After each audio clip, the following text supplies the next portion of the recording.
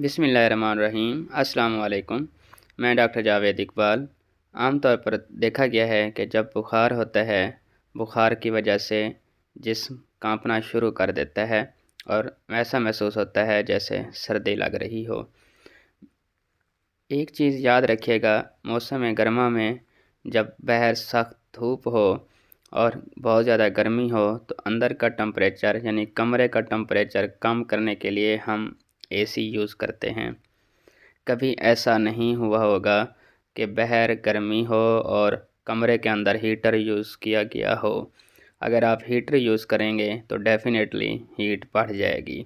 कोई भी अक्लमंद इंसान ऐसा नहीं करेगा। तो इसी तरह से मिसाल एक बुखार की है। जब बुखार होता है तो ऊपर कंबल, रज़ाई, स्वेटर ये चीज़ें कम कर देते हैं। अगर बुखार की हालत में आप कंबल, रज़ाई, स्वेटर ये ज़्यादा कर देंगे तो हीट जो जिस्म से ख़ारिज हो रही थी, जिसकी वजह से जिस्म कांप रहा था, वो बेसिकली हमारे जिस्म का डिफेंस मैकेनिज़्म था, जिसकी वजह से हीट कम होने की जिस्म हमारा कोशिश कर रहा था।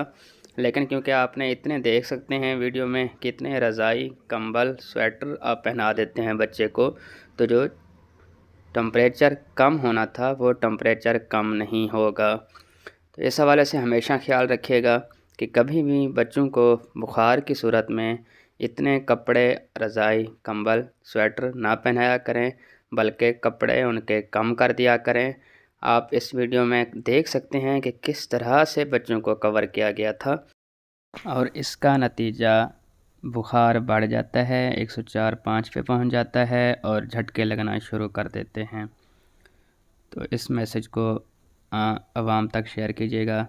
बहुत शुक्रिया जी।